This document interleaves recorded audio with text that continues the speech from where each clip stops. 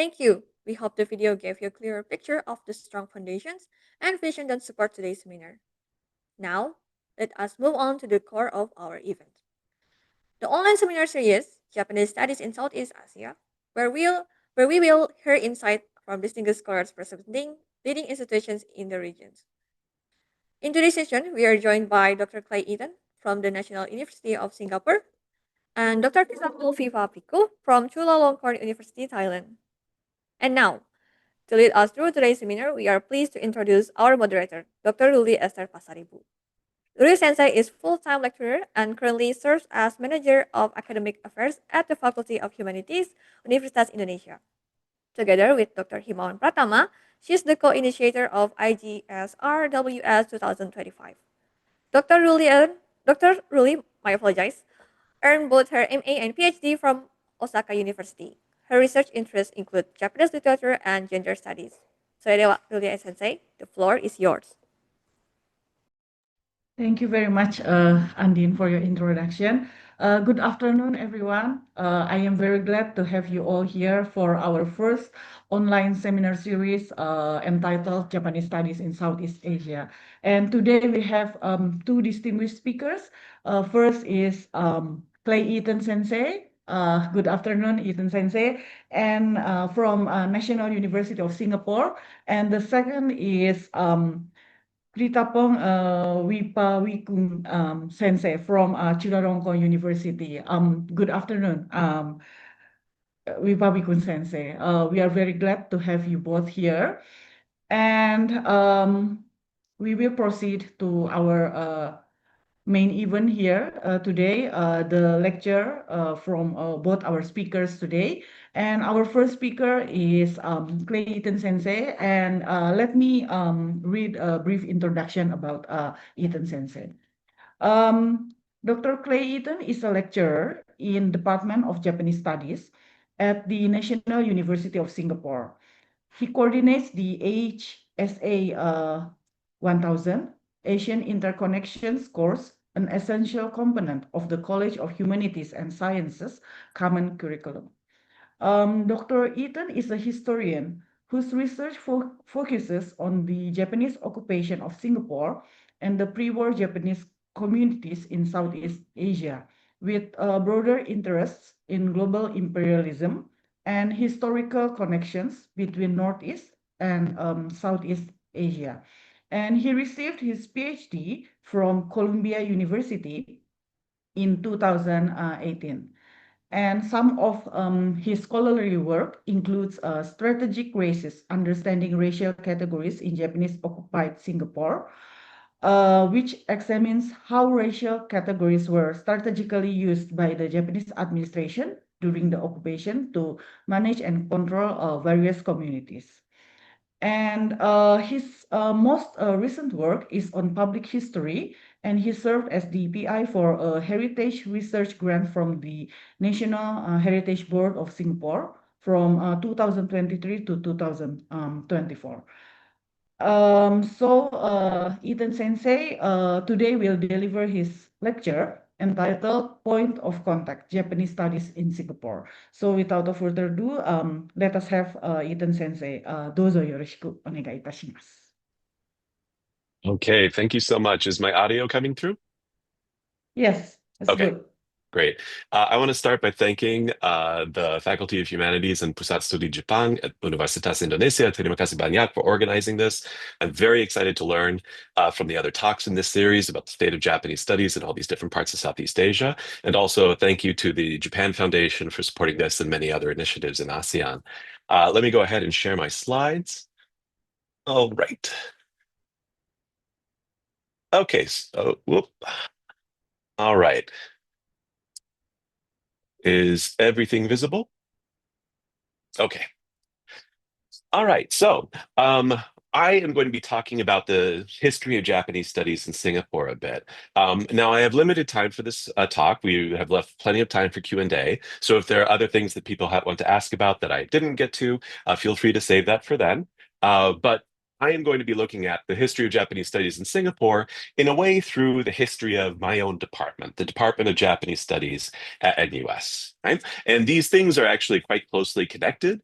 While there are other places in Singapore, other universities that have specialists on Japan, or where you can learn Japanese language, we're really the only institution of its kind in the country. And so tracking the history of our department can help us understand the state of Japanese studies in general in the past couple decades. Now, as I am a historian, I'm going to be making this a really historically focused talk, but I think there are things that we can take out of the history of my department and the history of Japanese studies in Singapore that will help us not only understand area studies here in Singapore, but can help us understand some insights about Japanese studies more broadly. So let's go ahead and get going.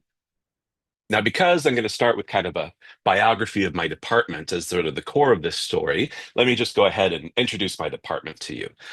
So the Department of Japanese Studies here at the National University was founded in 1981. We'll be talking a lot about that soon. At first, it was focused on both Japanese language study and on getting to know Japan, specifically studying Japan's politics and economics and history and culture and things like that. Japanese language study is still a part of our curriculum, but there are many Japanese language instructors in our department. That changed a little bit in 2001 when Japanese language was moved to the the Center for Language Studies, a sort of umbrella organization here at NUS. But Japanese language is still an important part of our curriculum here in the Japanese Studies department. And there are three formal objectives, right, that you could find on our website of what our department's mission is, right? It has three objectives: to produce graduates with expert knowledge on Japan that can be applied in business, government, media, and the wider community; to conduct innovative and influential research on Japan; and to contribute to society by promoting understanding between Japan and Singapore. Now, these three objectives are roughly the same objectives that we've had throughout our entire existence of more than 4 decades now, right? But there has been subtle changes in the focus of our studies that can teach us a lot about sort of how Japanese studies is pursued here at the National University of Singapore, and general Japanese studies and interest in Japan in Singapore. Right? So let's go ahead and look a little bit at the history here and the subtle changes that have happened, with a big focus on the 1980s, which was a real turning point for Japanese studies here. So the idea of the Department of Japanese Studies, right, we can quite clearly say came from the Prime Minister of Singapore himself, Prime Minister Lee Kuan Yew. Right? In 1979, during a visit to Japan and a meeting with Japanese Prime Minister Ohira Masayoshi, Lee Kuan Yew asked for Japan's assistance in doing three things. One was setting up a Japan-Singapore Institute of Information Technology. One was assistance to the engineering faculty at the University of Singapore to sort of deepen its research, but also he asked for assistance in setting up a specific department that could conduct Japanese studies here in Singapore. So very directly, right, my department comes out of this particular meeting. Now, the Japanese government was very game to participate in this, and the University of Singapore learned about this initiative too, and very quickly went about setting up the department here. But this process was started as part of a general campaign that started around this time and dominated the 1980s, the Learn from Japan campaign, right? So this campaign was critically important to understanding both the history of my department and Singapore's developing relationship with Japan during this decade. Certainly Japan is not the only country certainly Singapore is not the only country in Southeast Asia that had a similar initiative in the 1980s, learning from Japan, seeking expertise from Japan. But that's exactly why I think taking a look at the Learn from Japan campaign and my department's position in it, right, can tell us a lot about sort of the development of Japanese studies, perhaps in general, right? Some things might be unique to Singapore, but there might be some resonances here with some of the other talks we'll be hearing in this series. And I'm excited to hear those talks and find out more. Now, to a certain extent, the Learn from Japan today comes as a bit of a surprise, right? Because Singapore had a very complicated relationship with Japan, where we'll be going into that deep history in a little bit, right? But there are certain factors that had led to Singapore and Japan's relationship not necessarily being that great in the 1970s. Obviously, there were still strong memories of the Japanese occupation during World War II in Singapore, which had been particularly bloody here. Actually, one of the largest massacres that was conducted by the Japanese army had happened right here, the Sukching massacre in 1942. And not only was that memory from the 1940s present, but actually during Singapore's infrastructure development in the 1960s, they actually had unearthed mass graves from this period. And so throughout the 1960s, the memories of World War II and demands for reparations from Japan dominated Singapore politics. Right? So that's in the 1960s. In the early 1970s as well, views of Japan were not necessarily positive in Singapore, right? There was a strong criticism of Japan's colonial pattern of trade, as some Singaporean thinkers put it, in the early 1970s. Some caution about economic ties with Japan and what the nature of those economic ties would be. But by the late 1970s, things had pretty radically changed, right? And so we need to ask ourselves why there was this sudden shift in the late 1970s and this sort of embrace of Japan, this desire to learn from Japan and create far more concrete economic, political, and social connections with Japan. So there are three main things that I'm going to be looking at to help explain this moment in the 1970s and 1980s of why the sudden turn to Japan happened. First things first, what's helpful for understanding Singapore in the context of Southeast Asia, the difference between Singapore and some of its neighbors, is that the country is the city, right? And you are all aware, I am sure, of the size of Singapore. It is a very small country compared to its neighbors in Southeast Asia. And a lot of national policy is very closely tied to urban policy here and urban development. So we'll talk a little bit about that. We'll also talk about existential anxiety, Singapore's fears about its ability to sort of survive as a small country in this world, which has animated Singapore policy at this point and continues to animate it to a certain extent today. But we'll also talk about the use of English in Singapore and Singapore's relationship with the West in the 70s and 80s and beyond. It might seem ironic to talk about Japanese studies in Singapore as related to Singapore's relationship with the West, because Japan is not in the West, but those things are actually closely related, and we'll talk a little bit about why, right? Helps us to understand this broader critical context for the Learn from Japan campaign that my department in many ways came out of. So let's talk about sort of the geopolitical and economic position of Singapore, and Singapore being a city, right? Now, Singapore obviously isn't the only city in Southeast Asia. Southeast Asia famously has many huge influential cities that are deeply enmeshed in global trade, like Singapore is, right? But while, Bangkok or Jakarta or Manila are really important to the histories and stories of Thailand and the Philippines and Indonesia, right? In those cases, if you only looked at Bangkok, Manila, and Jakarta, you couldn't really understand the countries of Thailand, the Philippines, and Indonesia. But in Singapore, the country and the city broadly just overlap with each other, right? City concerns, urban concerns are national concerns. This leads to an interesting phenomenon, which Kenneth Dean in our Chinese Studies department has described, where he describes Singapore as space in Singapore has always been flattened and highly concentrated, in the sense that the city is also a nation state, and all levels of political discourse and action occur at each and every level of lived space. Thus, conversations about neighborhood planning rapidly transform into debates about national policy. Now, the Singaporeans in the audience will be familiar with this phenomenon. Singapore being a city and a country at the same time means that the local very quickly becomes the national. A Reddit post can become a national controversy, so you got to be careful about what you post online and that sort of thing, right?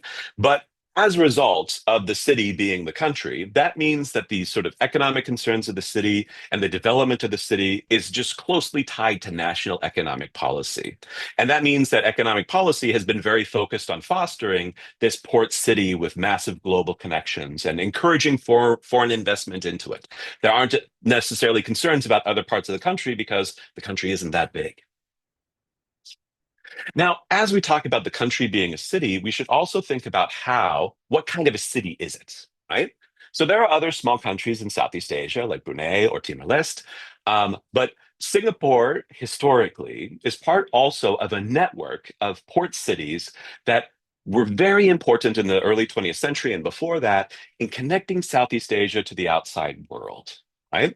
I love this map by Greg Huff and Luis Angeles about sort of what they call primate cities in Southeast Asia. There were a number of cities that were often bigger than all the other cities in their sort of country combined. Now, in many cases, these were cities, port cities in colonies and centers of colonial power. But this wasn't always the case. We have the example of Thailand as well, where Bangkok played a similar role. Right? And these cities were extremely globally connected the various hinterlands of Southeast Asia to the global economy, sometimes in very unfair ways, and propping up the colonial system, for instance. Right? But Singapore's role in the global economy has continued on from this earlier history, like many of these other cities, of being the connection between sort of being extremely connected to the outside world. Now, one important thing to remember about this is that this is one of the reasons why in the pre-World War II period, there were many Japanese people who came to Singapore. Right? This is a lovely map that's actually from a publication by the Japanese Association of Singapore. It's of the Japanese community in Southeast Asia at the end of the Taisho period, so in the 1920s. Right? And we can get some interesting insights from the numbers here, which are from the Gaimusho, the Foreign Ministry archives in Japan. Right? You can see that there are some places with a very large Japanese presence, some places with less of a Japanese presence. I'm always impressed by the Japanese presence in Mindanao in the Philippines. Sometimes people might not know much about this, but the Japanese were very present on that island before World War II. But you can see here under Singapore that actually the Japanese community in pre-war Singapore was one of the biggest in the region. Right?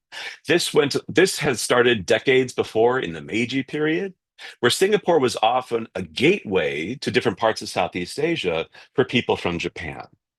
In fact, Singapore, in an odd way, played a role as sort of a gateway to the West as well. Japanese steamships, as they're bringing people to, say, South Asia or even onto Europe, would often stop at Singapore. Right? So it played a very important part both in sort of like Japanese economic involvement in the region, but also in Japanese understandings of Southeast Asia. Singapore was a place where Japanese people might go before going to other parts of the region. This wasn't always the case. There were other cities that were very important here. I'm very interested myself in the history of the Japanese in Surabaya, for instance, but it was a very important city in this network. Right? So let's bear this in mind, right? Singapore as a country that is also a city and one that has these long-standing ties to the Japanese and is part of the Japanese imagination of Southeast Asia. All right, getting away from that, let's talk a little bit about the existential anxiety I mentioned earlier. It's a long story that many of you are probably pretty familiar with, but in 1965, Singapore had been part of Malaysia and was expelled from Malaysia. And from that point on, it was an independent country, but there was a lot of sort of anxiety among Singaporean leaders about whether they could survive as an independent country. They had lobbied, many of them, in fact, to join Malaysia because they felt that a country that had a larger rural hinterland, a place that could sort of like have natural resources and things like that, was necessary to the survival of an independent country. In the 1960s, this was the economic common sense of people around the world. This is how countries worked. A country like Singapore is not something that's necessarily going to survive. Right? So because of this, because it didn't fit any of the models at the time, Singapore's leadership itself was extremely concerned about Singapore surviving. Now, in the decades since, things have worked out okay for Singapore, right? But this wasn't part of sort of people's conception of how economies work back then. And even as things have worked out all right for Singapore, Singapore has developed economically, it is a very wealthy country at this point, there is this persistent anxiety that you still actually feel in Singapore today about falling behind, right? Singapore's leadership is very often trying to sort of make sure that they're following trends, embracing the new developments in the economy to make sure that Singapore can continue to survive and thrive as a very small country. Now, one of these things sort of like helped to make connections to Japan seem like something that was very important to Singapore, right? To quote the former head of my Japanese studies department here at Singapore, the constraints imposed by the overall absence of land, manpower, markets, and resources could only be overcome by the continuous upgrading of our skills and infrastructure and hoping that such advantages would be well appreciated by foreign investors when they decide on siting their industries or service facilities, right? So not having necessarily resources or large land area, working on upgrading skills, human resources, infrastructure, and attracting foreign investment and relationships with the outside world. Now, in the 1970s, especially in the late 1970s, there was a big advocate for creating these sorts of connections and foreign investments with Japan. Right? Ambassador Wee Mon-cheng, who was Singapore's ambassador to Japan, was a big advocate of learning from Japan. And in fact, even though it might seem strange to us today, he felt that there were definitely connections that could be drawn between Japan's situation and Singapore's situation. To quote Steve Avenel, another member of a former member of my department, he was convinced Singaporeans could learn from Japan because the two countries shared much in common in his mind, such as the paucity of natural resources and the consequent reliance on human productivity for survival and development. This might seem a little bit strange to us today because Japan is much larger than Singapore, for instance. Japan, people would often describe as having less natural resources, but it certainly has more than Singapore. But this association started to sort of come into sort of the minds of different leaders of Singapore, partly because of the sort of advocacy of Ambassador Wee. Right? Japan is another country that is low on natural resources, relies highly on human development, developing human resources. Perhaps we can learn from them. And so the idea of Singapore being in this existential crisis and needing to develop its skills in order to survive in a world that is very sort of unsuitable for Singapore's sort of small country, right? This existential anxiety turned Singapore towards looking at Japan as a model. This was especially prevalent in the late 1970s because after the 1973 oil crisis globally, which Singapore really suffered from, the Singaporean leadership was really focused on trying to sort of change the basic economic structure of Singapore to move from industries that were low value added and highly labor intensive to new kinds of industries that were high value added, very skill intensive, demanding of human resources and education and high technology as well, right? And they saw Japan as having done this sort of transition in the past, and they wanted to learn from that too.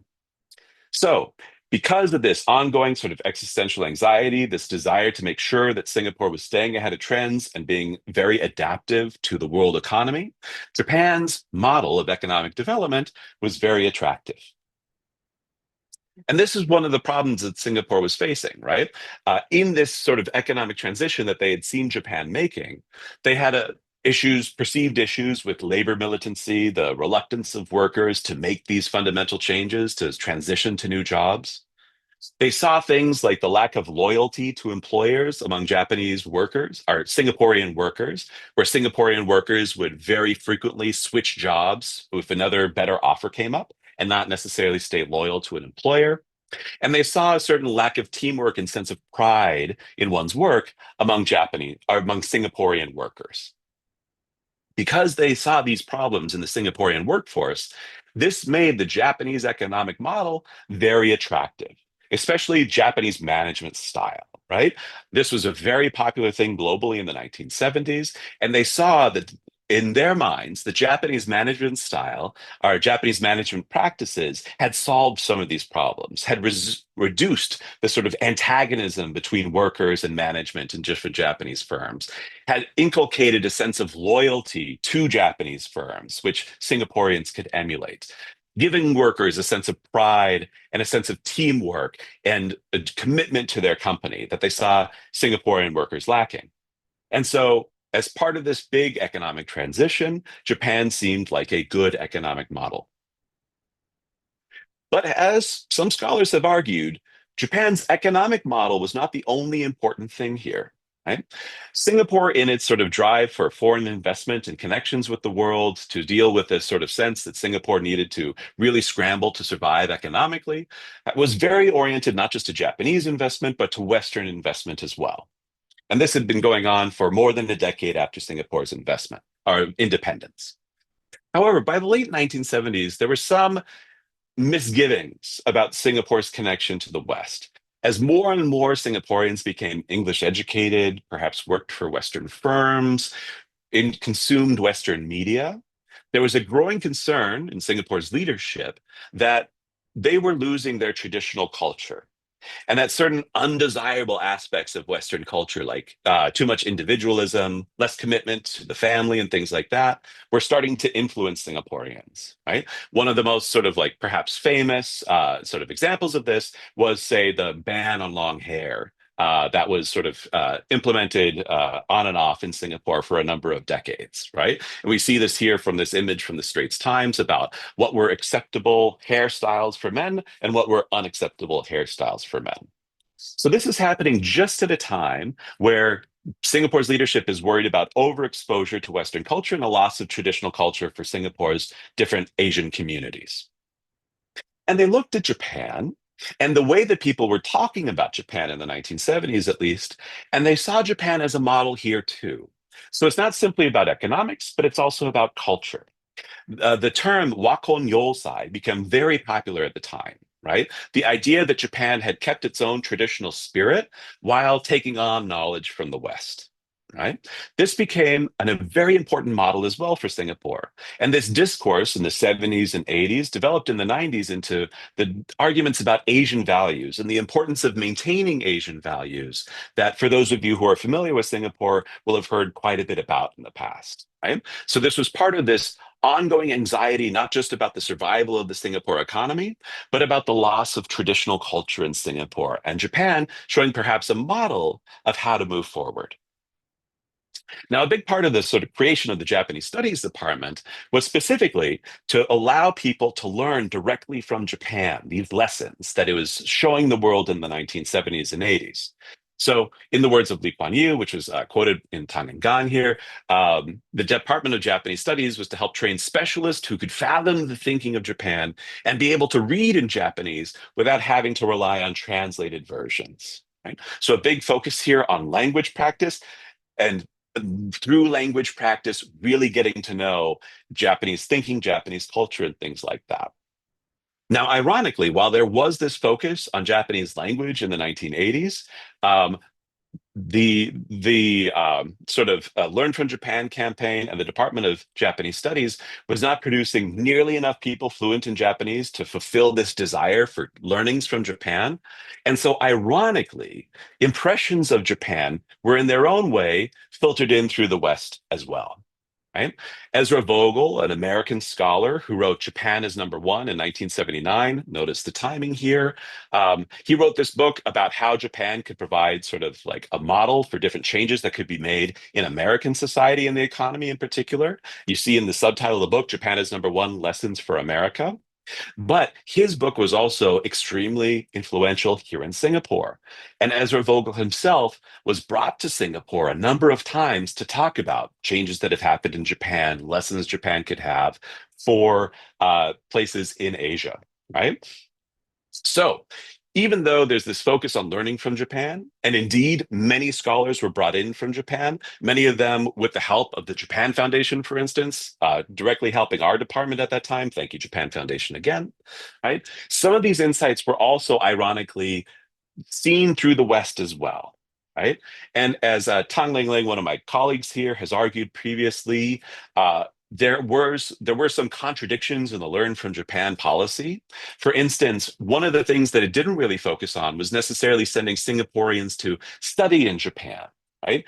Getting a degree from, say, Todai or Waseda was still not as emphasized as getting a degree from an Ivy League institutions or Cambridge or Oxford. Right? She has pointed out that this contradictory sort of like a policy here, where almost as an implicit bias, right? Policymakers would still focus on people who had degrees from Ivy League institutions or Cambridge or Oxford, right? So the process of learning from Japan itself was ironically also filtered through a Western eye as well. Now, what happened to the Learn from Japan campaign? And I'm trying to keep an eye on the time here to make sure there's time for everyone to speak. There were many sort of different initiatives in the Learn from Japan campaign, and their results were a little bit ambivalent. So the Japanese management system, people were very, very interested in, from Prime Minister Lee Kuan Yew on down, right? Again, because they saw it as a way to sort of smoothen out the relationships between labor and management during Singapore's economic transition in the 1980s. But while this Japanese management system was studied, it was not in fact adopted. Actually, fairly early on, right? The National Productivity Board in 1982 concluded that as the family is the cornerstone of our society, it is thought not practical to switch to a group culture that has the company as the basic cultural unit, right? A sort of fascinating insight here into how Singaporeans perceived Japanese management and its relationship with the family, right? Because obviously the family is very important in Japan at this time. There's an idea of sort of the father figure who works, the mother figure who raises the kids at home, that people have described as part of the Japanese family corporate system. But as many of us are aware from studies of, say, Saririman in different times in the Japanese economy, it demanded a lot of work from the people who were going off to Japanese corporations to work, and they didn't necessarily have a lot of time for their families. And so, at an institutional level, different Singaporean institutions concluded that wasn't the best fit for Singapore. Quality control circles and things like that were adopted, and in many different firms and government agencies in particular in the 1980s, but enthusiasm for that sort of faded by the end of the 1980s. Some of those practices became embedded in these institutions and firms, but they weren't necessarily explicitly seen as Japanese innovations anymore. An interesting example is the national police post system here in Singapore was modeled after Japanese koban, police boxes, right? But there was a transition away from the national police post system to new national police centers in 1997. So Singapore developed its own sort of unique system after that. And interestingly enough, in the Department of Japanese Studies here, we very radically broadened our curriculum starting after 1986, right? Where earlier on, in the first couple of years of our department, there was kind of a narrow focus on the priorities of the Learn from Japan campaign, specifically learning a lot about the Japanese management system and not necessarily learning about other things. The transition from the late 80s on that has continued into today is for an emphasis on a more comprehensive understanding of Japanese culture, right? And Japanese society, and focusing on things like extracurricular activities, broadening our perspective on Japan rather than having a very narrow view on particular aspects of Japan. Now, in the 1990s, as the Japanese economy faltered, Singapore began to look for other models for its own development, and the language of the Learn from Japan campaign basically went away, right? But what were the lingering impacts of it, even if these individual initiatives didn't necessarily stay on for long? Well, the 1980s were certainly a turning point in the relationship between Japan and Singapore, right? By 1986, something had worked. Japan was the largest foreign investor in Singapore. And by the 1990s, you already had thousands of Japanese firms and tens of thousands of Japanese residents living here in Singapore, right?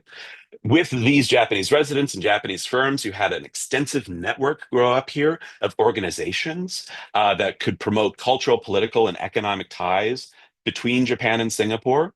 Many of these organizations have had direct relationships with my department, sponsoring many of our activities. For instance, the Japanese Chamber of Commerce and Industry, Mitsui, Sekisui, different firms like that, different prefectural organizations, the Hiroshima Singapore Association, as well. Lots of different types of organizations and institutions that have built up here as a result of this large investment and movement to Singapore of these firms and people that are connecting Japan and Singapore ever more closely. And my department has definitely been a benefit of that. So thanks to all those organizations. There was also a shift in Singaporean attitudes to Japan. One of the things as a historian that I attribute this to is a big shift in how people talked about World War II in the 90s. The Singaporean government put out a new curriculum that focused on World War II, but focused on World War II as a lesson for Singaporeans that they needed to defend themselves. They couldn't rely on other people to defend themselves. A very future-oriented sort of idea of talking about World War II that was less focused on sort of the past. Right? There's also broad-based interest in Japan among many Singaporeans, rather than necessarily an intense focus in the particulars. We see a parallel here to our department, going away from just studying the Japanese management system to studying all these different aspects of Japanese society and culture. And you also see a large number of people visiting Japan. So last year, we had, I think, a record number of 691,000 Singaporeans visit Japan. This is out of a population of 6 million people. So that's more than 1 in 10 Singaporeans went to Japan last year. a crazy number. Now, you might say that this is because of the recent tourism boom in Japan, but even before the pandemic in 2018, there were already more than 400,000 Singaporeans who visited Japan. And so there's a large interest of people in Singapore to visit Japan, in Japanese culture, various different aspects of Japan that's driving these tourism numbers.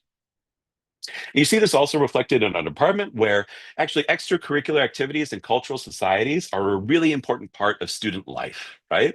So our department actually, on the same floor down the hall from me, we have a tea room that different Japanese cultural clubs will use. But this broad-based interest in different aspects of Japan rather than simply management, and especially different aspects of Japanese culture, has had a lot of appeal to Singaporeans in recent decades. And a question we should ask as I'm wrapping up here is whether we should see this as the result of the Learn from Japan campaign or perhaps long-standing historical trends, right? What brought all these Japanese investors to Singapore? Was it specifically that Singapore was interested in learning the Japanese management system, even though it didn't really implement it in the end? Or is it the fact that Singapore, because of its own sort of geopolitical and economic position, is very interested in facilitating foreign investment, is a long-standing hub in the economic network of Southeast Asia, and it has its own presence in sort of Japanese impressions of Southeast Asia and what going to Southeast Asia means going back to the Meiji period, right? As a historian, I'm a little more inclined to say that these long-standing historical trends are a bit more important than the Focus Learn from Japan campaign, but I'm sure it's a debate that we could have. Which brings us to the question of like what Japanese studies is for. What insights can we get from this history of Japanese studies and the interest in Japan in Singapore and how it's evolved since the 1980s? For this, I want to actually quote from another colleague of mine, Chris McMorran, right? When thinking about area studies. Area studies, in its own complicated way, is influenced in many ways by area studies in North America, which, as many scholars have pointed out, has its roots in, say, World War II and getting to know an enemy, right? As area studies has shifted and evolved and become relevant in different places for different reasons, he points out that there are different ways to approach studying a place, right? You can learn about a place, this sort of more interrogative, right, approach to it, or you can approach learning from a place, right? And I'm going to quote from him specifically here. Learning from a place begins with caring and proceeds by opening oneself to potential transformation. It's not simply interrogating someone for information. It requires language training and extended time spent among people who may change one's perspective of the world, right? And I think this shift from learning about a place to learning from a place can actually, you can see that in the change in Japanese studies in Singapore and perhaps other places too, right? Rather than narrowly focusing on things that are vital to the national interests, right? A broad-based sort of approach to curriculum and learning about sort of broader culture and sociology can help us deepen our understanding and teach us things that we might not expect. And in fact, the national interest could be served better by this, right? Rather than narrowly focusing on one thing, having a broader understanding of a place from many different perspectives gives us a more holistic understanding of it, right? And I think this is something that can be helpful about area studies in general, right? As mentioned earlier, I teach a common curriculum course, not just on Japanese studies, but on Asian studies in general. And something that I always tell my students is that one thing that sort of brings us together in an area studies department is a commitment to really getting to know a place, no matter what our disciplinary background, right? We are not just interested, like for instance, me, I'm not just interested in Japanese history. I'm interested in being with colleagues who are specialists in literature, specialists in philosophy, specialists in economics and geography and popular culture, right? Because from these colleagues, I get a more holistic understanding of a place, a better understanding of it. And I can tell you that my colleagues in other fields have deeply influenced my work, right? But we share an interest in getting to know a place, going beyond its stereotypes, getting to know the language, which I believe is still fundamentally important, even though we have these applications that help translate for us. And when possible, going to visit a place itself, right, is a practice that can benefit us all. right? So I see this as something that can better sort of help us think about area studies in general and what exactly it's for. Rather than necessarily interrogating and learning about a place in a narrow focus, we can learn from a place and open ourselves up to different experiences, and especially open up to learning about things we didn't even expect to know that we wanted to learn about, right? So I'll go ahead and wrap up there so we have time for Cool's presentation. But I'd be remiss if I didn't mention we actually sort of in the spirit of broadening our understanding and broadening our studies, especially looking at culture, we actually have a new Japanese visual cultures master's in my department. And we are very excited to sort of see other students from ASEAN if you are interested in joining us here, right? I think it's like critical to have events like this where we meet people from other parts of Southeast Asia, right, who are also interested in Japanese studies, who share that common interest, so we can communicate and learn more from people who are coming from a different perspective than we are. And so I look forward to sort of hearing your questions and comments, and also hopefully meeting some of you in a couple months in Jakarta and Depok as well. I'll just leave this up real quick. As you know, I am deeply indebted in this presentation to the work that all these different members of my department have done before in talking about our history. And if anyone is interested in sort of learning more, these are great sources for it. I can go ahead and share them later as well. Go ahead and stop there.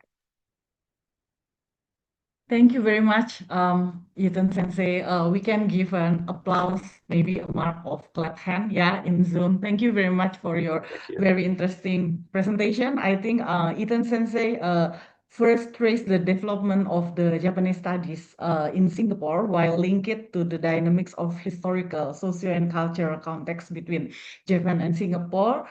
And there's one key point or one key word. It is the Japanese studies is an area studies, and what we have to do is we try to getting to know a place from a very different perspective. Thank you very much, Eaton Sensei, and we will further have discussion and questions and also the answer session.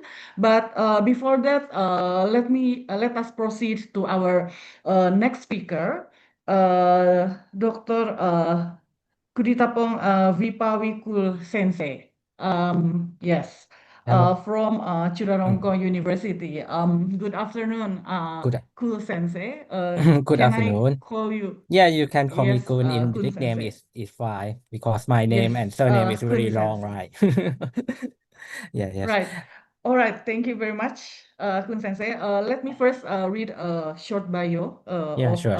Kun Okay. Sensei. Yes. Dr. Krittaphol Viphaveekul is a researcher at the Institute of Asian Studies, Chulalongkorn University, Thailand, and he earned his PhD in International Studies from Waseda University in Japan. And Kun Sensei specialized in the contemporary cultural history of Japan and Thailand, focusing on the production of culture and creative industries such as publishing and animation. And his research examines these industries through the lenses of economic, political, and also the social integration. And the notable publications include the development of Siamese book publishing business during 1850 to 1930s, the transition of relationship between print capital and print culture, and it is published in the Journal of Graduate School of Asia Pacific Studies. And today, Ku Sensei will deliver his lecture entitled Discontinuity and Isolation, Japanese Area Studies in Thailand from 1960s to 2020s. Let us have Ku Sensei with us. どうぞよろしくお願いいたします。Konnichiwa. Good afternoon. Thank you for having me to this seminar, online seminar. I'm very glad to sharing the information and some knowledge with you. And thank you for University of Indonesia to arrange this this very useful and valuable seminar. And also thank you for Japan Foundation to support our programs. Okay, so I am going to share my slide. I think I already shared. Can you continue share? Yes. Okay. Yes, can you? it's good. It's okay. It's okay. Yes. Okay, this is my topic that I will talk to. I will explore with you today. I would like to talk about the overview of the department and the development of Japanese study in Thailand, and I will explore the Japanese study in Thailand as area study frameworks that reflect the evolving political, economic, and cultural relationship between Thailand and Japan, and also relate to our region, Southeast Asia also. And okay, and also I thank you for Grace who gave a interesting lecture, and because of his lecture also provide already explained broader view of our region. So my lecture will the different view that we focus on the considering Japanese study as an area study, and also try to deeper analyze the trend and challenge of Japanese study in Thailand. But I also hope to hear the situation of Japanese study in other countries in Southeast Asia also. Okay. I have titled my lecture as Discontinuity and Isolation because I would like to contrast to the more familiar theme of continuity and change. That my aim is to draw the attention to this true critical aspect of Japanese study in Thailand. The term discontinuity refers to the decline of social science research, particularly in the field of politics and economics research. And the term of isolation highlight the tendency of Japanese language study in Thailand to remain separate from broader academic network and engagement as area studies. This is the core question that I hope to explore with you today. And my lecture will cover this following three main topics. The first, I will start from rethinking of the Japanese study as a area study, and second, I will introduce the brief history of Japanese study in Thailand, and finally, we will discuss the current trend and challenge of Japanese study in Thailand that I write the agreement. Oh. Okay. First, we will explore is the first topic we will explore today is the rethinking of Japanese study as area studies. I think that exploring the historical background of each area study will help us to better understand its characteristics and current challenges in each field. And for Japanese study is one of a sample of broader refer to area study in the academic world. Japanese study mostly refer to such a sample that I gave you on the slide, that the academic investigation of Japan through a multiple disciplinary lens is not just limited only any field. And this definition is similar to area study that generally refer to the research focus on the research focus on specific geographic region, often involving the study of non-Western countries from the Western perspective. This kind of tradition has been critiqued as a perspective of Orientalism or from the Eurocentric perspective. The United States has played an important role in shaping area studies around the world. Its original was closely tied to historical events such as World War II and the Cold War. And many area study programs such as East Asia Study, Southeast Asia Study, the Latin American Study were initiated by United States government and also funded by United States government up until the end of the Cold War. Another characteristic of area study is its interdisciplinary approach, which emphasizes context-based research. However, because of this nature, scholars from area studies mostly has been criticized for lacking theoretical frameworks. This general characteristic of area study that I think that Japanese study also share some common point with the other is the general area study field. Next, we will look at the historical development of Japanese study in the global level. This diagram shows how the field has developed on the global scale and how related to our region. It reflects a hierarchical structure within the Japanese study, which quite common around other area study also. At the top level, at the global level, the field has largely been shaped by Eurocentric perspective. As generally, we read the English textbooks utilizing Western frameworks published in English journal and present at the international conference in English, as I'm doing now. Moreover, many area study fields were initiated by Western scholars. And if we track back the global development of Japanese studies, most scholars are often divided into these three phases.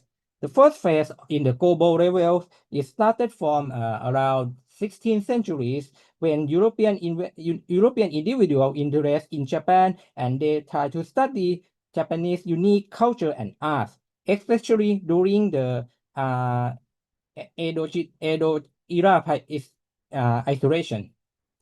And the second phase, since around late 19th centuries, the second phase emerging as the age of imperialism. In this phase, not just only the influence by Western scholars, but Japan also itself joined the modern education stage, and they focus on the modernization process and try to construct its Japanese identity on the global stage.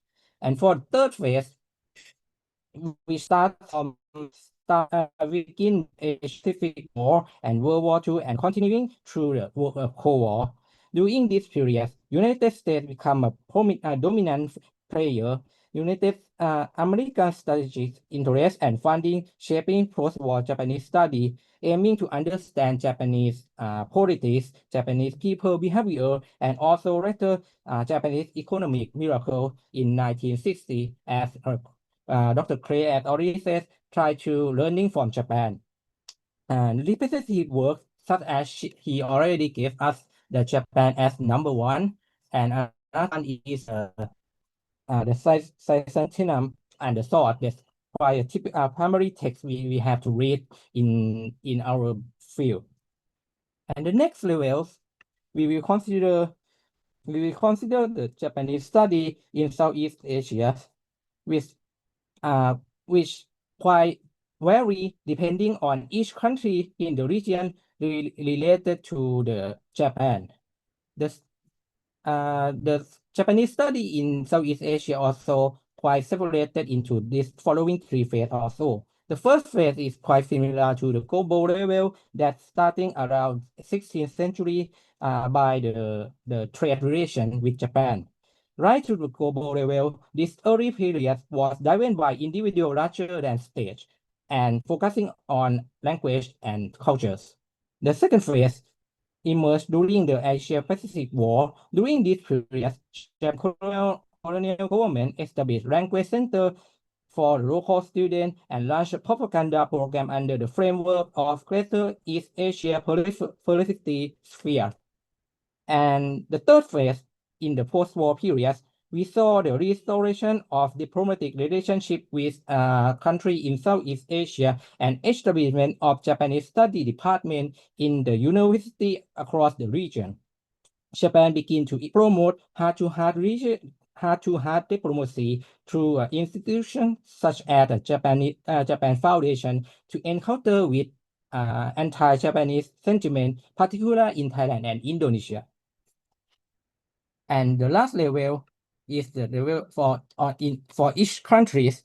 The next level, in case of my lecture, I will consider for Thailand, in which has generally following the similar trend, similar direction to the other Southeast Asian countries. However, in Thailand, Thailand has quite unique position and historical background that because it maintained good relationship with Japan for a long time, even the during the Japanese invasion in the World War II.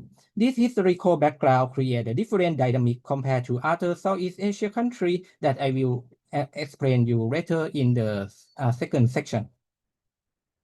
This brief overview of history of Japanese study across the three levels reflects the hierarchical structure within the field. As many other disciplines, Eurocentric continue to dominate, particularly in terms of language of communication.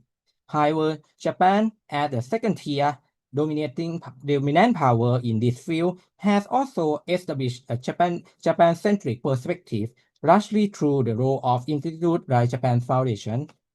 These influences are evidenced in several common characteristics in Southeast Asia countries. For example, the first characteristic is that many programs in our region often rely on the financial support from Japan. And the second, research in our region tend to be context-based research, often lacking theoretical framework influenced by the Japanese traditional research.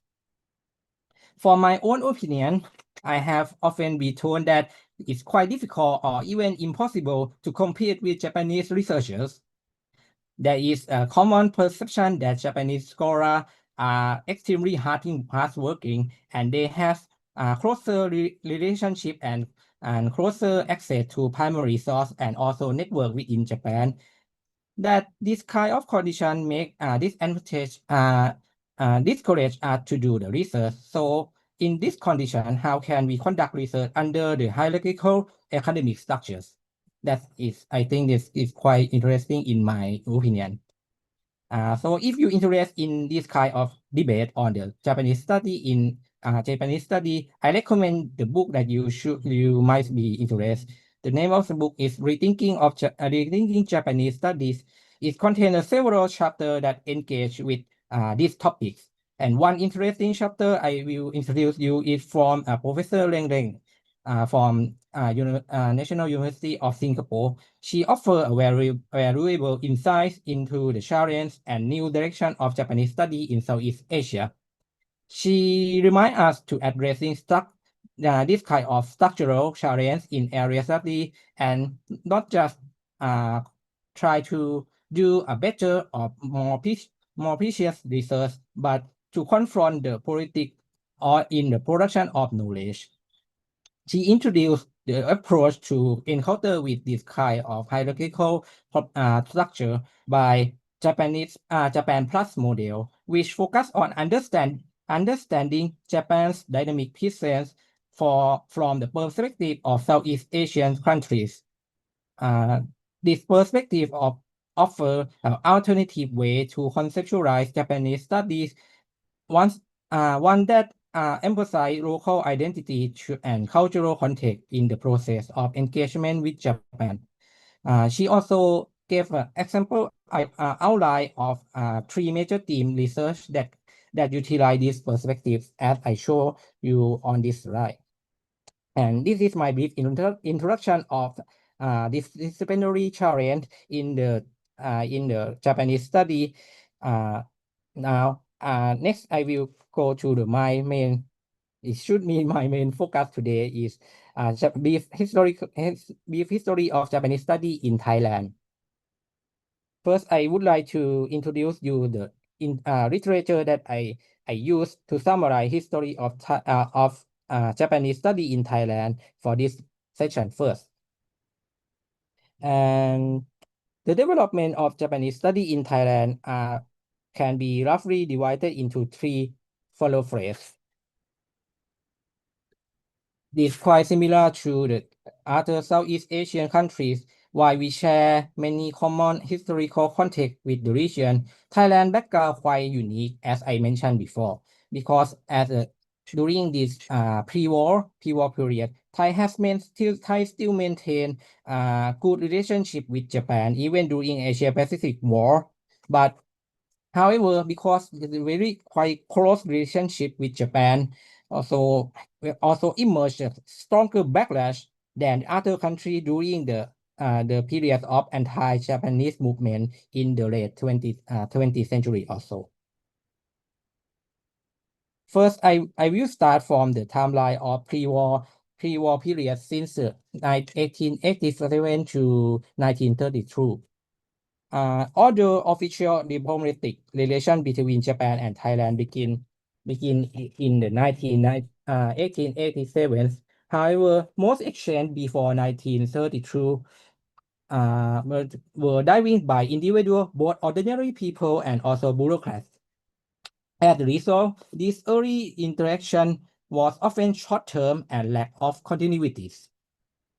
There were exchange in both directions that from Japanese individuals come to Thailand, such as the picture I show you. This is quite a pioneer of Japanese people who came to Thailand, and also Thai individual who traveled to Japan.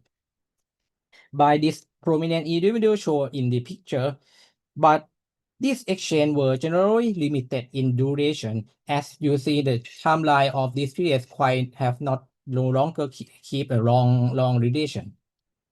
The second period is from 1932 to 1945, marked a significant shift in Thai-Japanese relationship. Following the Siam Revolution in 1932, the revolutionary government favored closer ties with Japan, which led the strengthened the state-to-state relation, and also promote the educational and cultural exchange. Several official initiatives reflect this growing of relationship between Japan and Thailand during this period. For example, in 1934, a Thai delegation visit to Japan to observe national development plan, indicating that New Thai elite interest in Japanese modernization model. And also Japanese language course was launched at Viphaveekul Secondary School in the 1934, and in 1938, the Thai-Japan Cultural Institute was founded to serve as a central organization for promoting cultural exchange between two countries. This period come to end and with the end of World War II. The left picture is the Thai delegation visited Japan in 1934, and this picture is the Thai-Japan Cultural Institute that established during the pre-war period. Next is the post-war period, which extend until today. This period marked the restoration of bilateral relationship through between Thai and Japan by the economic age and investment beginning in the 1960s. During this time, Japan language programs were established in several national universities across Thailand. The key milestone which is the introduction of Japanese course in Thammasat University since 1965, and later become a bachelor's degree program at Chulalongkorn University in 1973, and then even expanding beyond Bangkok to university in the province. This growth continued with the establishment of master program in 1997, and then PhD program in 2016. However, as I mentioned before, that during the early 1970s, anti-Japanese movement already emerged, driven by the concern over the trade imbalance between Thailand and Japan. In response to this movement, Japan Foundation established its office in Bangkok in 1974, play an important role in promoting education and cultural exchange between two countries to resolve the negative sentiment in Thai society. Several other institutes were also established to support Japanese study in Thailand, such as Japanese Study Center in the Thammasat University and Thai Nichi Institute of Technology, and later the Japanese Study Network, which later changed the name into JSAT. This photo on the slide shows anti-Japanese Japanese protest in 1974, which took place during the visit of Prime Minister Tanaka to Bangkok. The anti-Japanese movement was actively throughout the early 1980s, and the anti-Japanese sentiment persists in Thai society at least until the 1990s.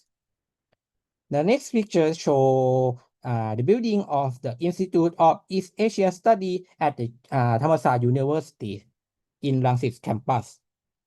This picture was taken and drew in 1984, which I show you because the interesting of this picture is the name of the institute. The name was written in Thai, but I translated into English with the red alphabet. Initially, this institute name was Institute of Japanese Studies because it was funded 100% by Japanese fund. However, due to the public critics and anti-Japanese sentiment during the period, the name was later changed into Japanese Center under the broader name of Institute of East Asia Studies. I think that this episode quite reflects the situation during the period. This anti-sentiment in the late 20th centuries significantly shaped the development of Japanese study in Thailand, because during this period, much of academic research focuses on economic and international relationships as a part of a strategic effort to resolve negative public perception of Japan. And in the last section, I will discuss about the trend and challenge in Japanese study in Thailand. From the development of the post-war period, it may be appear that Japanese study in Thailand has gradually progressed, while the Japanese language education in Thailand continue to attract a significant number of learners. I believe we should look beyond the statistics, because when I examine the trend in the research output and academic program structure and also overall activities, we found that Japanese study in Thailand currently facing challenges, as I realize the term of discontinuity and isolation. In this session, I will explore the current stage and present a statistic that highlight this challenging trend. First, I would like to begin with the political and economic factors. There is a decline. It's quite outstanding that there is a declining trend of Japan's economic and political influence in our region, especially contrast with the rising influence of China and South Korea in the international affairs and also for research funding. This thing example is I show you on this slide. This chart show the Thai trade volume with Chinese and comparing to Japan. We found that Thailand trade volume with China has already surpassed Japan since 2014 and continue to keep this trend nowadays. Furthermore, the data about the funding from Japan Foundation is show the same trend. Japan Foundation funding for JSAT or Japanese Study Association in Thailand has shown a downward trend, as I show in this slide. This external factor indicated a decline in Japanese influence in our region, especially when compared with China. The next challenge is changing in academic trend. I analyzed the publication trend of academic article from these two representative Japanese study journal in Thailand. And first is Japanese study journal from Thammasat University, and the second is JSN journal from the JSAT. As shown on this slide, from 1990 to 2024, a total of 732 articles were published across these two journals. These articles were categorized by distribution of subjects that I show on you on the slide. First, the data clearly show that decline of political and economic research in the field, as represented in the orange colors in the chart.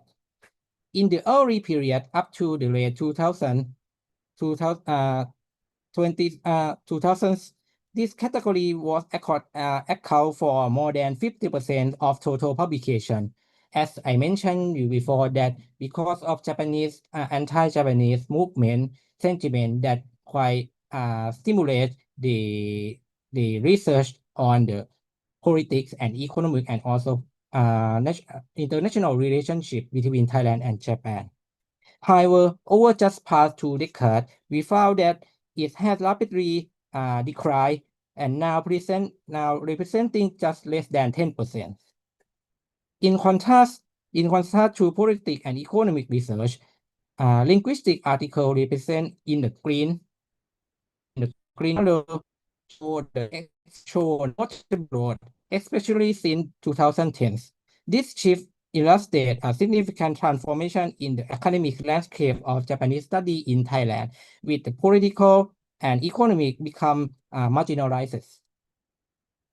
Next, we will explore the structure of Japanese study program in Thailand. This chart illustrates the distribution of subject of Japanese study program across the 23 bachelor program and four master program. The bar in this chart represent the number of courses offered for each subject area. What's standing out is the dominance of language courses. It is clearly indicated that Japanese language is a primary focus of most bachelor degree program in Thailand. But I think it is not a point to critics, because I'm also agree that language is a fundamental skill that undergrad school in the area study must acquire it, and 4 years in bachelor program is often not enough for students to achieve JLPT N2. However, the more concerning point has emerged from when we examine the other subject area. I will show you that the average number of courses related to political economy is just only 0.2, meaning that most programs do not offer coursework in subject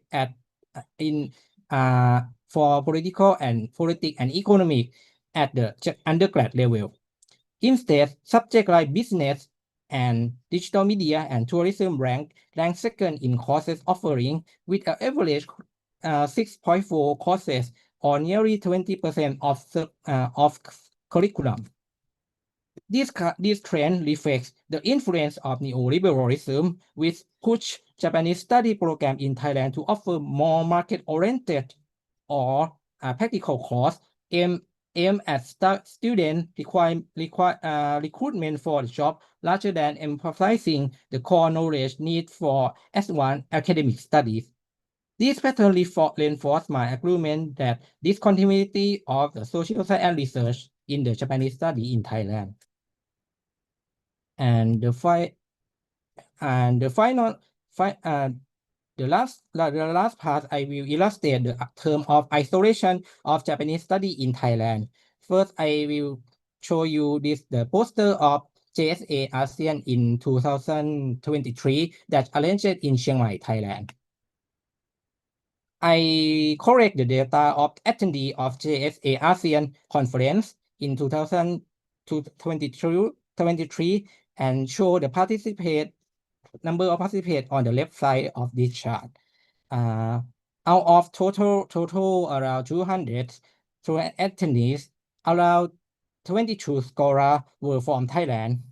I think 10%, around 10% might be with moderate level, but I found the interesting point in the right side of the right chart that show the disciplinary distribution of 22 Thai scholars. On the left side of the right pie chart, this one, left side of right pie chart, we can see around 10 scholars from outside of field of Japanese studies, four from Faculty of Architect, and 5 from Humanity and Social Science, Social Science, which do not have a direct relation to Japanese study background, and 3 for other faculties. And on this, the presence of four scholars from architecture faculty of architect reflects the growing interest in Japanese architectures and urban planning in Thailand, which quite the trend has gained momentum since 2010s. And on the other side, the right side of the right side pie chart, we can see scholars whose academic background is more direct related to Japanese studies. The blue colors represent the Thai scholar currently based in Japan, and green indicate scholars who working in Japanese department in Thailand. And the yellow represent the Thai scholar who working in other department or institute outside the Japanese department. Oh, what I want to accrue here is that despite being more than 100 scholars in Japanese department across Thailand, just only two scholars participate in JSA ASEAN. I think this quite reflects that Thai scholar isolation from the broader interdisciplinary academic network in our region. And okay, I will summarize this is the conclusion of my lecture today.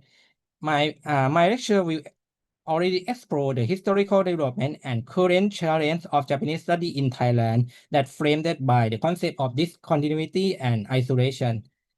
I think this term is highlight the challenge that we facing in our field today.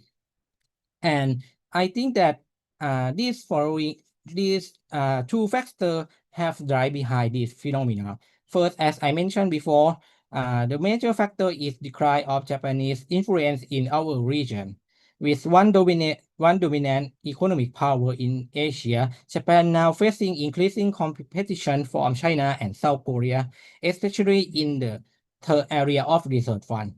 And the second factor is impact of neoliberalism academic policy in Thai university. Since the mid-2010s, university have prioritized practical and output-based research. This has pressured the scholar in the field like Japanese study to shift forward to market-oriented, such as language, business, tourism, and digital media. Moreover, the growing of workload left scholar with little time and no intensive for broader academic engagement. I suggest this kind of combination of impact of factor that may be impact to our Japanese study in Thailand, and I think this requires current challenge that Thailand has facing in our field. Okay, thank you for listening, and if you have questions, please feel free to ask in Q&A section. Thank you very much, Kun Sensei. Let us give a big applause to this very insightful and interesting presentation. Thank you, Kun Sensei, for sharing us very details about the Japanese studies in Thailand with two key points or two keywords, that is discontinuity and isolation, and why it discontinued and why it isolated. All right, we will proceed to discussion and also the Q&A sessions. But before that, I would like to ask all the participants today to fill the attendance form of our seminar for our seminar today, and our organizing committee will share the link in Zoom chat box. So while we proceed to discussion and question and answer session, please also fill in the attendance form. Thank you very much. All right, we will proceed to Q&A sessions. Please, you can write your questions or comments in chat box, but also you can raise hand and ask question or comment directly to our speakers. So maybe I will open the first session of question and answer sessions. And please feel free to raise a hand or write your question in chat box.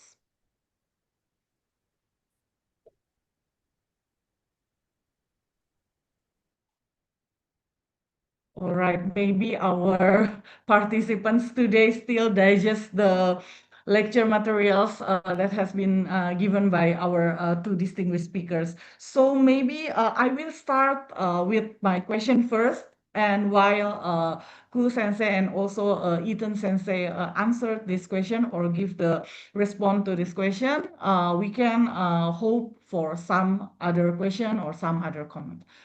All right. Okay. Nur Amira-san has raised the hand. So maybe I give the chance first to Ibu Nur Amira. Maybe the committee can spotlight the Ibu Nur Amira, and please you can now raise your question. Thank you. Malu. Um, Hello. Thank you for your presentations, Prof. Clay and Prof. Krittaphol. I have one question each for each of you. I forgot to name myself. Sorry. My name is Amira, and I'm from NUS, National University of Singapore, under the Japanese Studies Department. So, my first question is to Prof. Clay. So, I was just quite curious when you mentioned about how the Learning from Japan initiative in the 80s, and at the very end you ended with like there's an irony that we are learning Japan from a Western filter. And as a student myself, I feel it quite a lot as well. So I was just wondering, how has NUS or even the area studies departments across NUS or just JS in general, how has the department kind of addressed this irony of learning from a Western lens, learning through a Western filter, sorry. Yeah, and my next question is to Prof. Krittaphol. Do you think that, with the ongoing trend of Japanese studies, the interest in Japanese studies getting more and more, like the trend of liking in going into Japanese studies is decreasing, you think there's like a possibility of I hope not, but the shutting down of like a JS department in Thailand, or like, a kind of shift to a different focus? So yeah. Thank you very much. Okay, thank you very much, Nur Amira. Who will go first, Eaton Sensei or Ko Sensei? For Eaton Sensei, the question is the irony of learning from Western lands. How do you address it? And for Ko Sensei, is the possibility of shutting down the Japanese Studies department, given based on your talk about maybe the discontinuity or not interested so much like before. So who will go first? Dozo. Okay. Thank you, Amira, for your question. It's a very big question, so I don't want to necessarily take up the whole time with it, but it's a pressing one, right? As Kul also mentioned in his presentation, and thank you. I'm really glad, Kul Sensei, that you went into more detail on sort of some other figures that have really shaped the field, like Ruth Benedict and the chrysanthemum and the sword, and also pointing out that we're having this conversation in English, right? English continues to be a very dominant sort of force in academia. And as Kul Sensei mentioned at the very end of his talk, the pressures from universities on their faculty around the world are increasingly to publish in these sort of global journals that tend to be English dominated as well, right? So there are a lot of factors that are sort of pushing us to sort of speak in English rather than Japanese. Or, one of the reasons we use English is because there are many languages spoken in Southeast Asia. What common language do we have? Well, Japanese could be one, but because of these developments that I talked about a little bit and Kul Sensei laid out as well, we're speaking in English now.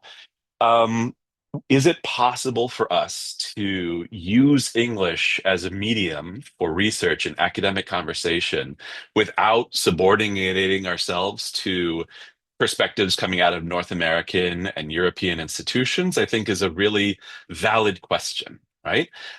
But these pressures that Professor Tang from our department was talking about 20 years ago, about sort of like even though the Singapore government is encouraging people to sort of learn from Japan, it's not actually creating this incentives for people to go be students in Japan. It's still privileging those people who go and be students or learn in Australia or the United States or the UK. Those pressures are still very much kind of felt today. I think a question going forward, though, is because there are some large changes going on in higher education in the United States, for instance, I'll say, like whether the ground will shift at all. But I think it's something that we need to continue to be aware of and interrogate, right? To what extent are we letting sort of a perspective from either Japan or Southeast Asia color our understanding of Japan and Southeast Asia? And I like make no sort of like, we should talk about the fact that I am, myself implicated in this, right? My degree is from Columbia University. And one of the reasons I went to Columbia University to study this is because even though I grew up partly in Indonesia, that's why I got into this topic in this first place. I'm interested in Japan and Southeast Asia relations from a very early age, but I was not advised to go study in Southeast Asia or Japan, right? I was advised to go study in an Ivy League institution or in England, right? And so those pressures continue. And those institutions continue to attract very good students as a result of this, but it becomes a feedback loop too as a result too, right? Like, people don't want to go elsewhere, even when, it's kind of silly in a way that I would study Japan, Southeast Asian relations on the Atlantic Ocean, right? So I think it's something for us to continue to think about, but also think about, how recent changes in higher ed around the world might shape this, and what can we do about it? And that's why I actually think that forums like this are extremely important, right?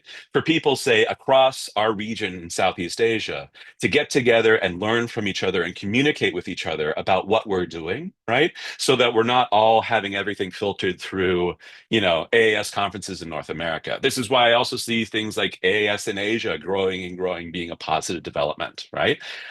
Continuing to participate in forums like this, I see as really critically important to pushing against that influence and sort of learning from each other when we're only, a short flight away. So I could go on at length, but I think I'll stop there so I don't talk the whole time. I'll also note that, as I mentioned in my presentation, talking about the history of my department, I'm really indebted to the work that my colleagues and former, members of my department have done.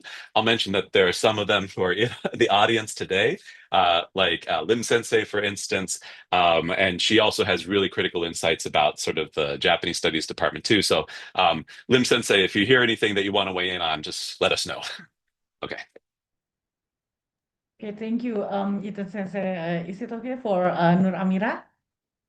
Does it answer your question? All right. We will proceed to Ku Sensei. Hi, those. Okay, thank you. Thank you for your question.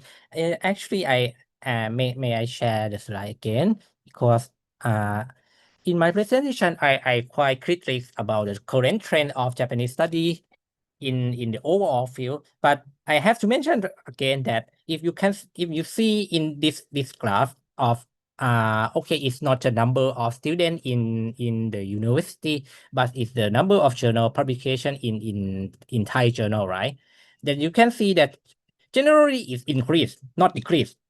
But in my opinion, the problem is that it's quite like a specific field, like such as political and economic, and especially the field that utilize the interdisciplinary frameworks is quite not popular now. I think that is quite a challenge in our field now. But for overall trend, we can see that increasing in languages studies, and also even for cultural studies also. So I think what is going on in our in for Japanese study now is quite is going to be in the trend, right? That many popular cultural study has quite popular now. That is a trend. And do not critique that good or bad, because I'm also do the research on cultural study also. But I think quite the thing that quite should be mentioned and also pay attention is that the core branch that as politics and economic quite have less motivation or have less is power to attend the new scholar to join this field. And that I think is quite a problem for our field now. And I'm not sure that this is my answer for your the question. All right. Yeah. Thank you very much. Thank you. Yeah. Okay. Thank you very much, Sensei, and thank you very much, Nur Amira, for the question. Yeah. We still have about maybe 5 to 7 minutes for Q&A session. Is there any question? Maybe if our participants is comfortable in speaking maybe in Bahasa Indonesia or Japanese, you can also ask the question for Bahasa Indonesia. I will try my best to translate maybe in Japanese to Japanese. Yeah, I hope the language will not be the barrier. Is there any question or the comment? Okay, here our Center for Japanese Studies, Head of Center of Japanese Studies UI, Himawan Pratawa Sensei. Hai, dozo, Himawan Sensei. Hello, can you hear my voice? Hello, okay. Thank you, Eaton Sensei, Krittaphol Sensei. I have a question. So I've heard from you and others that Japanese studies started from the eagerness to learn, especially about the Japanese economy or management style, and thus when the world perceived that the economy and management style are no longer attractive, then we have the existential crisis of the Japanese studies. Do you have any suggestion on how to address this crisis? Well, my suggestion is to move forward from the bilateral perspective in Japanese studies, Indonesia, Japan, Singapore, Japan, or Thailand, Japan, to a regional one, Southeast Asia, and Japan, for example. Let me know what you're thinking. Thank you. All right. Thank you very much, Himawan Sensei, for the question. Yeah, who will go first? Maybe Ko Sensei. Yeah, first now. Yeah. Okay, maybe it's quite related to the thing I present. Yes, I agree with your Hibawan Sensei that consider the research as a more broader perspective, like out in comparative or regional perspective, it might be rise attention and also maybe get to the more broader discussion. Sure. And in my opinion, I think that when some quite I call it social science area because I think this topic is quite serious comparing to the cultural studies, and I think that this quite of contents is maybe related to the international relation. The international relation between country also, because as I mentioned that I think the one of the important factor or the result of this kind of situation because is the decline of Japanese role in our region also.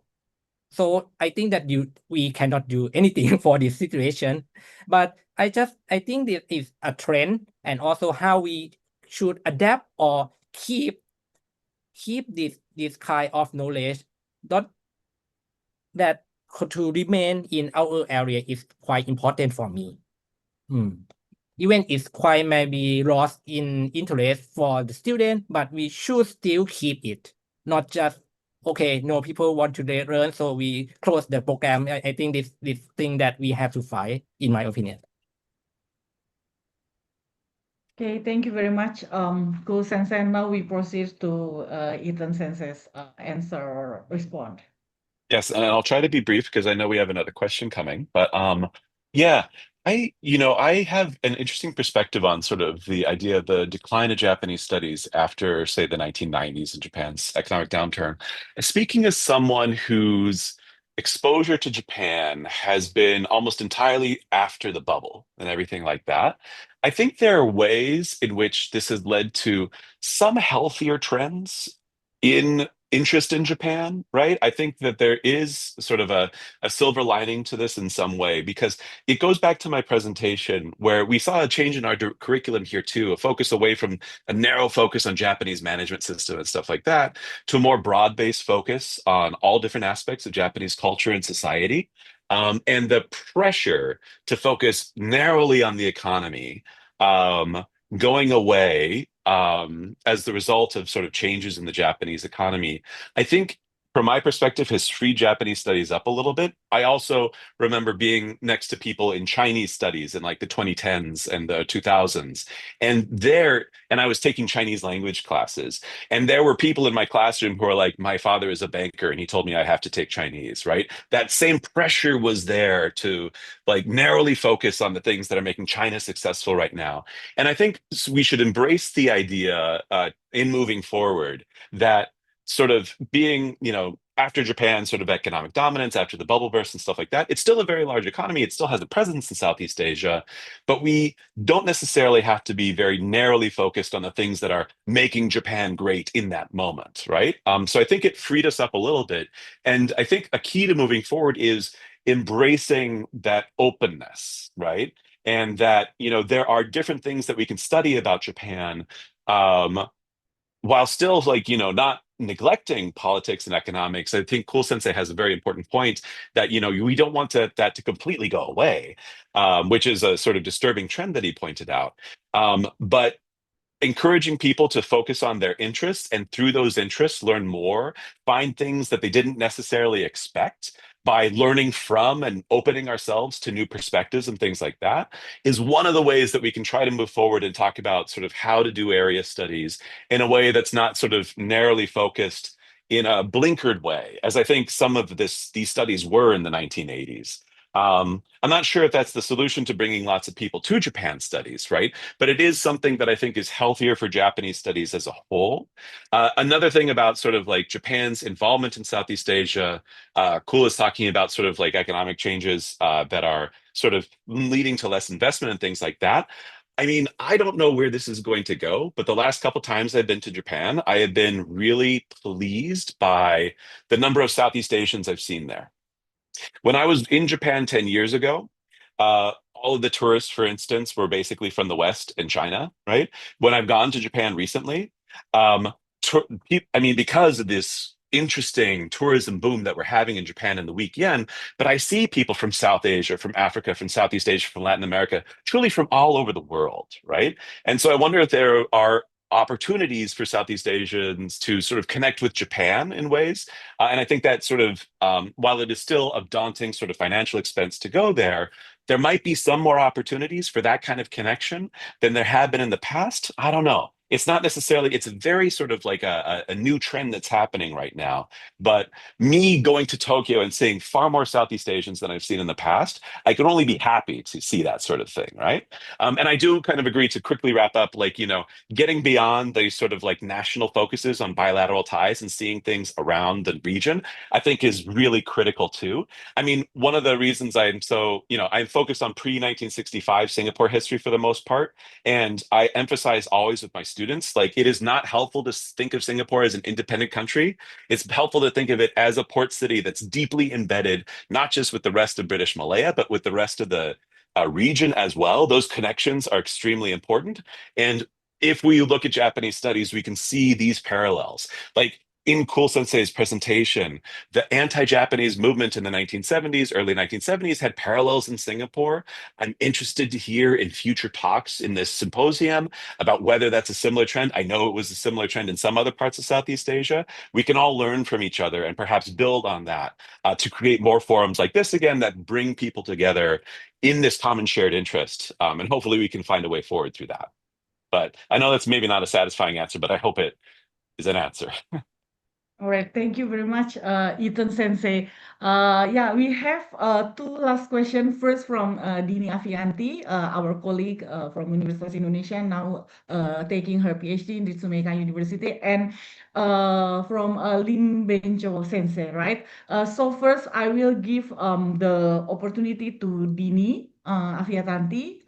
Please tell your question. All right.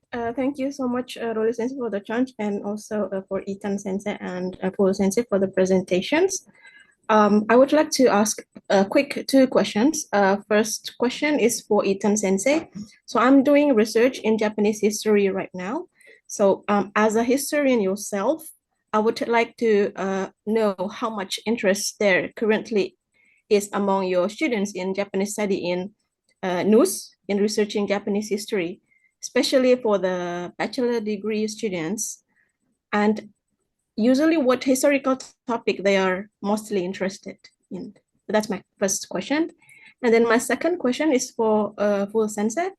I'm seeing that Indonesian students in Japanese studies nowadays have a massive interest in researching about the popular culture like anime, manga, and game. So I'm wondering what topics are currently popular among bachelor degree students in your Japanese studies in Chulalongkorn University, and why do you think is that being trend among them? Thank you so much. Okay, thank you very much, Dini Sensei. So maybe first, Ethan Sensei. Okay, so to quickly state, I think there's always going to be. So I am a historian in my department. There are other historians in my department. There are also a couple people who specialize in Japan in other departments, including in the history department. So Chitane Sayaka is, for instance, one of the historians in the history department who works on the Japanese Empire. And I have, while I mostly am focused on this big common curriculum class, I've sat in on other historical classes too. And I see sort of a broad amount of interest because I do World War II as part of my dissertation work. There's always going to be a core of people who are interested in the Japanese Empire and World War II that's continuing on, and I think that makes sense, especially because World War II is actually a big part of the Singapore school curriculum since the 90s. I briefly mentioned this, and so people are interested in that period, and especially interested in hearing something new about that period, not just what they read in secondary school. But beyond that, I think people are, interested in a broad variety of Japanese history as well. I know, Amira spoke earlier. I know she has some really interesting interests in, say, sword inscriptions and stuff like that. Some of our graduate students are working on pre-modern history and pre-modern literature and things like that. So there is an interest in that too. I wouldn't say that it's the, biggest focus of the students in the history department on Japanese history, but I think that there is history myself. I'll see what enrollment is for my, Japanese history focused class next semester, for instance, and I'll get back to you on that. But I think that there is there's a core amount of interest in Japanese Empire and the World War II period here because of sort of how important that is in public memory in Singapore. But definitely there are students who are interested in other periods as well. I hope that helps. Thank you, Ethan Sensei. And now, Dozo, Kuru Sensei. Thank you for your question. Maybe my answer is quite boring and not that useful for you because in Thailand also the sharing the same. As I said that generally in our region share the same direction. And for bachelor degree students, they mostly have interest in popular culture, right? Manga and animation also. Yes, of course, it cannot deny. But I don't think it's different with Indonesia also. But I will give you another information which might be useful for the master degree level. And for the graduate school, they have more broader, interesting topics. And as I mentioned in my presentation, that SDG is quite very attractive topics now. And beyond the popular culture, the something like urban planning from Japan as a model, and also for aging society. So measurement and policy for aging society is quite popular topics for the master degree for graduate school. And I don't okay. Hope it is useful for your information. Thank you for your answers. Okay, thank you very much, Ko Sensei, and also Dini for the question. Now we will go to Lim Bencho Sensei from Japanese Studies Department in US. Hi, Lim Sensei, どうぞ. Hi. Thank you. Sorry, I know we're running out of time, so I'm going to be very brief. So, actually, I thought Dini's question was also very relevant. What I was going to say was actually a response to what Himawan Sensei was talking about earlier on, that I think indeed we have been thinking about like the topic of like Japanese studies being in kind of a recession has been a key concern over the past several years already. But I think that there is a very strong core, and this is what I feel about in NUS also, that there is a strong core of support, or like a strong core of Japanese studies supporter, or there is a group of people who are very much into Japanese studies, and both undergraduates and faculty members and so on, and also across Southeast Asian. So I think my recommendation, what I think we could do is to maintain our visibility, that we want to be here for people who want to study Japanese, who want to study Japan, Japanese culture, Japanese language, Japanese society, Japanese history. And I think it's just very important that we are here, right? The institutions are here, number one. And then I think it's just also very important that we collaborate, we work together, like, we like this particular events. And I think it's a very, very good start. And so that we can exchange information, we can support each other's resources, we can support each other's students. And I think this is extremely important. And I think the topic of like, popular culture is also, it's prevalent, is there. And I think I agree with Clay when he said that we should embrace the openness of the subject matter. So, we need to sort of like provide the space for, say, younger people who are very interested in Japanese popular culture, who then, we can then sort of like expand the understanding of like not just popular culture, but popular culture can be related to history, related to society, and then sort of like build a community of like Japan scholars, especially amongst the young people. And I think that I really think that collaborations is the key. And this is all. Thank you. Thank you for your presentations too. Thank you very much, Lim Sensei. So I hope this will be a good start for more collaboration and more information exchange for among us Japanese studies scholars, especially in Southeast Asia. Yeah, we are running out of the time, but we still have one question. So maybe I will adopt this question for the very last time. Since can go in mic, so I will read the question, and also Kul Sensei and also Eaton Sensei can read in chat box too. So this is the question from Prastika from Jakarta, and I found the last slide of Clay Sensei, Eaton Sensei, is interesting, that the focus of study can go from learn about to learn from a place. So my question is, for most studies, what is the expected output? Is it to adapt and can be applied to local issue, or just to learn the insights? So maybe this is for Eaton Sensei, right? Yeah. Yeah, I'll try to answer this briefly. I think, okay, when we take this framework and think about like going from learn about to learn from, I think the best place to start is to think of this in the framework of undergraduate education, right? And sort of how to frame, say, Japanese studies. This gets to our conversation about how to say, appeal to students and speak to their own interests and things like that. Encouraging students to sort of come in with an open perspective and learn and go into the study of Japan without necessarily having, maybe having one particular interest, but being open to learning about things you never even knew about before. And perhaps even becoming a specialist in something you had no idea you would become a specialist in, right? Being open to sort of Japanese studies and learning about Japanese studies is sort of a sense of exploration and openness and new perspectives, right? That doesn't necessarily mean we can't ever have a sort of focused study on one particular topic, but perhaps that's something that happens over the course of years as you develop an interest in Japanese studies, right? And so I think, this is not to say that we should move away from having focused studies on particular topics, but for instance, to talk about my own learning journey, right? I started as a biology student of all things, but then I got into political science and I was interested in Japan and found my way to history without ever really expecting that, right? But trying to remain open to what I found the most interesting, ending up on topics that I never could have imagined when I first got into Japanese studies that I would end up sort of focusing on. Right. And I think that this is something we can sort of open our students to, right? You might come into Japanese studies because of a particular interest, but we encourage them to get a broad understanding of Japan from many different perspectives.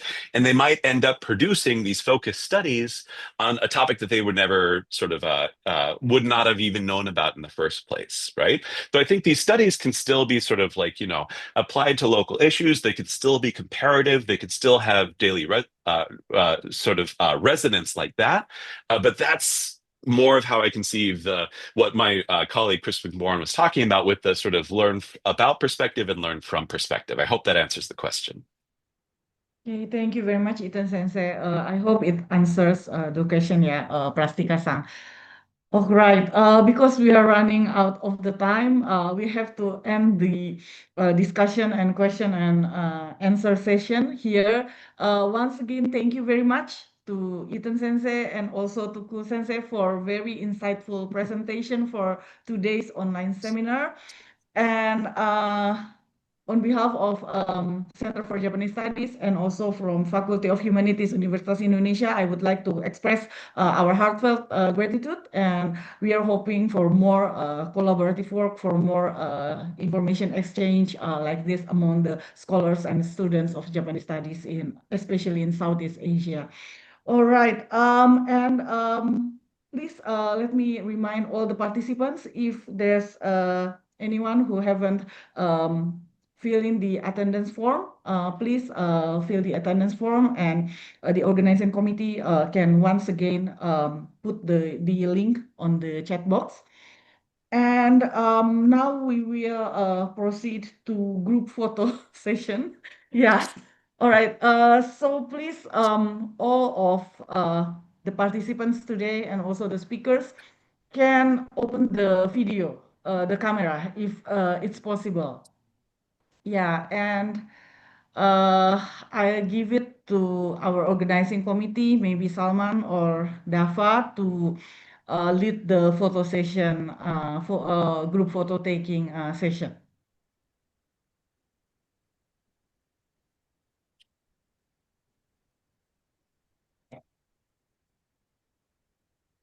Okay, is that good? Salman or Dafa, who will take the photo?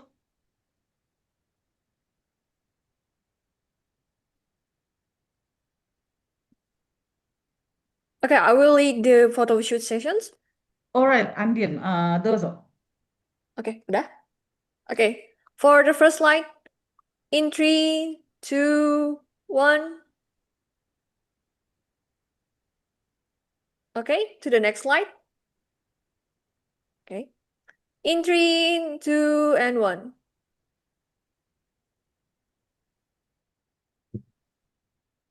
Oh, and last slide. Okay, in 3, 2, and 1. Okay, thank you everyone for participating. Thank you, Andin, and thank you for all of our organizing committee. All right, I will give back to Andin. Hi, Andin, dozo. Yoroshiku onegai itashimasu. Hi, thank you. Thank you, Rui Sensei, for the thoughtful closing remarks. And before we officially end today's session, I'd like to share a few brief announcements.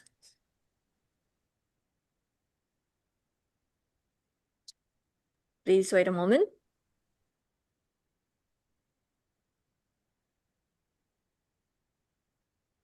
Okay, first we're excited to announce the next session of IJSRWS 2025 online seminar series, which will take place on August 21, 2025. I mean 2025. Our speaker for next month are Dr. Carl Lian Yu Cheng Chua from the University of Philippines Diliman, and Dr. Meta Sekar Pujiastuti from Universitas Hasanuddin. And secondly, don't miss our upcoming Kutubuku events, a casual book discussions gathering hosted by Center for Japanese Studies, Universitas Indonesia. It will be held on July 30, 2025 at the IJSRWS Library. This month, we will be discussing the book Introducing Japanese Popular Culture, edited by Elisa Friedman, and Daniel Hermawan from Venus University will join us as the book reviewer. Lastly, we warmly invite you to the International Japanese Studies. Oh, wait. Okay, I apologize. Lastly, we warmly invite you to the International Japanese Studies Research Workshop and Symposium 2035, which will take place on October 20 to 22 at the Faculty of Humanities, Universitas Indonesia. Online participation will also be available. The call for presenter is open until August 2nd, and we look forward to your participations. Once again, thank you for joining us today. Please stay connected with us through our social media channels and official website for the latest updates on our programs and activities. We hope to see you again in our next sessions. 本日のセミナーにご参加いただき、誠にありがとうございます。次のイベントのご参加をお心からお待ちしております。また会いましょう。